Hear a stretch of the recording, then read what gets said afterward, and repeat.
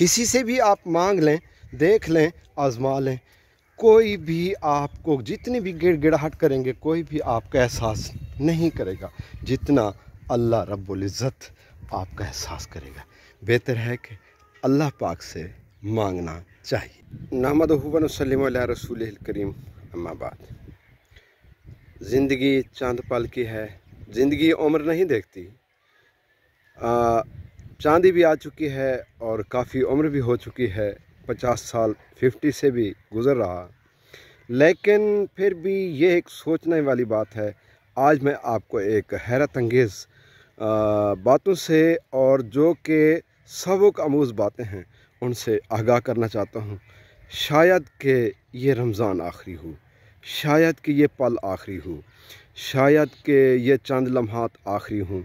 लम्हात का कोई पता नहीं है भाई। बात यह है भाइयों, बहनों, दोस्तों, माओ और बुज़ुर्गवार, बात यह है कि अपने माँ बाप की कदर क्या करो, माँ बाप से मोहब्बत क्या करो, माँ बाप से लव क्या करो। माँ बाप की कदर पूछनी है तो आका अलैहिस्सलातु वस्सलाम से पूछिएगा, और आका अलैहिस्सलातु वस्सलाम के बाद जिस आपके फरमान के मुताबिक हज़रत अवैस करनी रज़ियल्लाहु तआला अन्हु, जो कि सहाबी के दौर में हैं मगर हैं ताबी, उन्होंने जो अमल किया उनको क्या एजाज़ मिला माँ बाप की कदर करने का। और ये देख लें कि माँ बाप की कितनी कदर व मंजिलत है, कितनी इज़्ज़त है, कितनी मोहब्बत है और कितनी खैर ख़्वाह हैं। अल्लाह और रसूल के बाद अगर कोई खैर ख़्वाह है तो वो सिर्फ माँ बाप ही है। माँ बाप के अलावा और कोई भी किसी का कोई खैर ख़्वाह नहीं। हाँ, एक बात और भी बताना चाहता हूँ कि अगर भाई की कदर पूछनी हो तो इमाम हसन से पूछिए, इमाम हुसैन से पूछिए हसन के बारे में, हसन से पूछिए इमाम हुसैन के बारे में, और बीबी ज़ैनब से पूछिए इमाम हुसैन के बारे में। अगर बहन की कदर पूछनी हो तो इमाम हुसैन से पूछिए बीबी ज़ैनब के बारे में। बीबी ज़ैनब से पूछना है तो पूछ लें भाई कितने प्यारे होते हैं, भाई के लिए कितनी कुर्बानियाँ दी हैं। इनके अलावा बाकी जितने भी हैं ये सब के सब सिर्फ मतलब परस्त लोग हैं। ये दुनिया सब मतलब परस्त है, यहाँ रह जानी है। हाँ, ये बात है कि औलाद अल्लाह पाक किसी को भी दे तो ये कहते हैं कि शर्म व हया वाली हो और फर्मा बरदार हो। तो इसी तरह माँ बाप भी अपनी तरफ से शफीक हों तो औलाद भी ऐसी होती है। कहीं कहीं पे ऐसा भी होता है कि माँ बाप शफीक होते हैं और औलाद नाफरमान होती है। तो नाफरमान औलाद का क्या फ़ायदा है। माँ बाप दुआएं मांगता है और अल्लाह से लेता है, और दुआएं की जो बात है किसी की ये दुआ नहीं, ये नहीं कहीं कहीं पे फरमाया गया कि दुआ किसी की रद्द होती है, दुआ सबकी कबूल होती है। लेकिन अक्सर व बेशतर कुरान और हदीस के मुताबिक ये फरमूदात तो मैंने सुने भी हैं, पढ़े भी हैं कि आका अलैहिस्सलाम ने भी फरमाया है और अल्लाह पाक ने भी फरमाया है कि दुआ अपने माँ बाप से कराया करो। ये दो फैक्ट्रियां हैं आपके लिए, माँ और बाप, ये दुआओं की फैक्ट्रियां हैं। और अगर आप इनसे दुआ के लिए इल्तिजा ना भी करें तो थोड़ी सी इनसे मोहब्बत करें और इनकी खिदमत करें तो अल्लाह पाक इनकी दुआएं कबूल कर लेता है। ये इनके दिल से दुआएं भी निकलती हैं।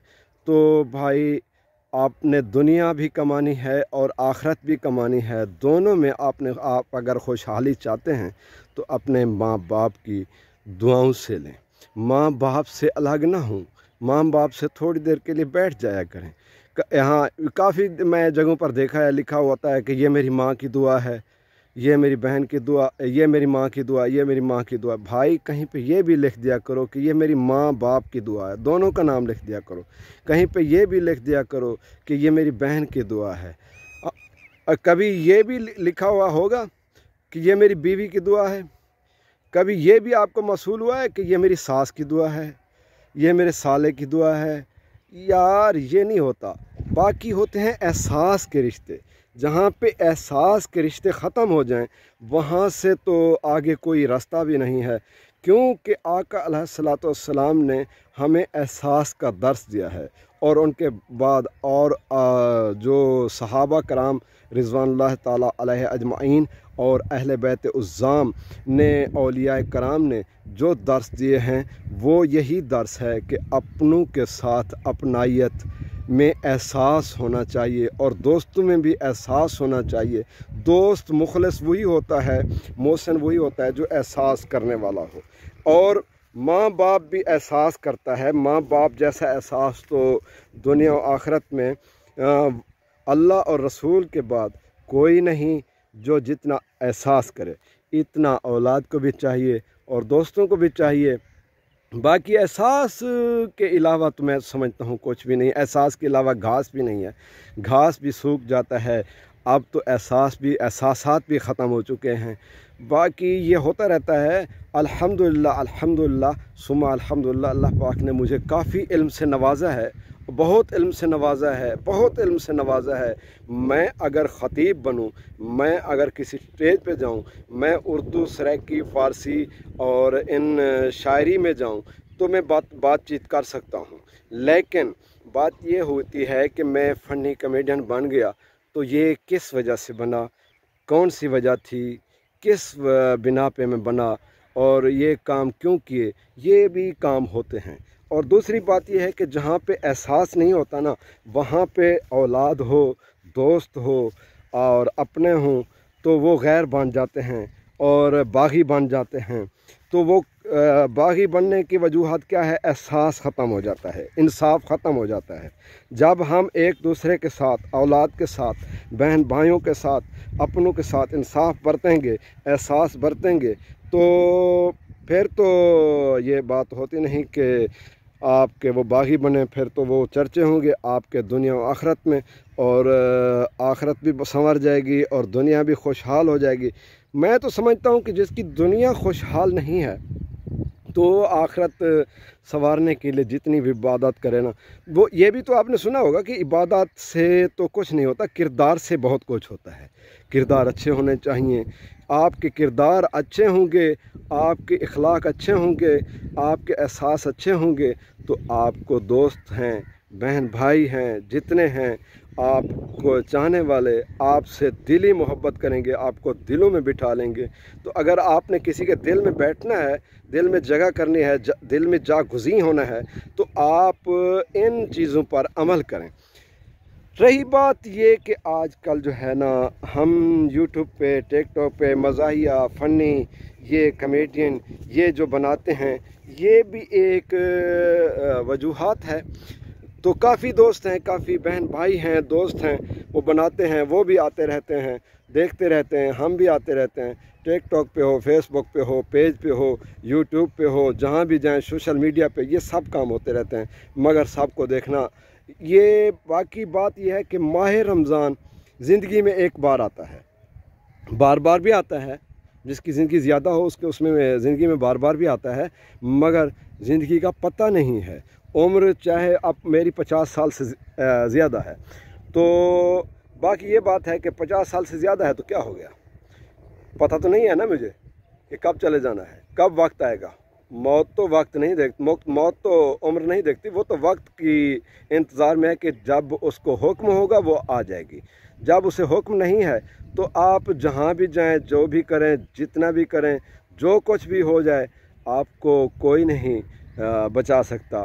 یہ بھی آپ کو بچانے والا اور دینے والا اور آپ کی خوشحالی چاہنے والا ایک اللہ ہی ہے، جو رازق ہے، مالک ہے، خالق ہے، پالک ہے، بہت کچھ ہے، سب کچھ اللہ کے قبضہ قدرت میں ہے۔ کہیں پہ حضور اکرم صلی اللہ علیہ وسلم نے یہ نہیں فرمایا کہ جب مشکل وقت آئے تو مجھ سے مانگا کرو۔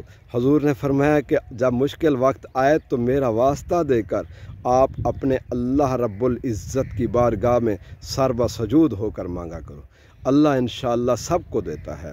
اور یہی بات ہے کہ اللہ سے مانگتے ہیں۔ اور دوسری بات یہ ہے کہ اگر کسی دوست احباب سے کچھ امداد بھی مانگنی ہے تو مانگیں، مگر ایک بار، دو بار ان کو آواز دیں کہ یار مجھے اتنی ضرورت ہے، وہ سن لیں، ٹھیک ہے، دوسری بار کہیں، وہ سن لیں، اگر عمل کر لیں، اپنا ہو یا پرایا ہو، سن لیں تو ٹھیک ہے، اگر نہیں سنتے تو تیسری بار آپ نے نہیں کہنا۔ دوسری بات یہ ہے کہ دعا کے لیے کسی کو کہنے کی کیا ضرورت ہے اگر آپ کام دعا والے کر جائیں، یعنی کہ کسی کا بھلا کر دیں، کسی کا کوئی بھی کام ہو، مشکل ہو، مشکلات میں ہو، وہ کر دیں، تو آپ کے لیے وہ ان کے دل سے آٹومیٹک یعنی کہ خود ساختہ بے ساختہ دعائیں نکلیں گی۔